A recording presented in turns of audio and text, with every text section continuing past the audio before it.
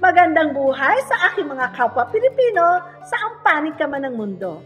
Ako si Sally Revia, isang OFW dito sa bansang Kuwait.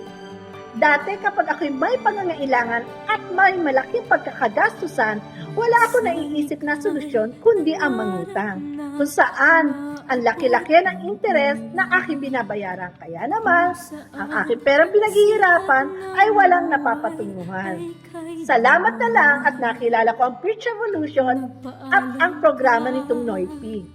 Sabi nila sa akin, bakit ka naman mangungutang kung pwede ka naman magkaroon ng extra income?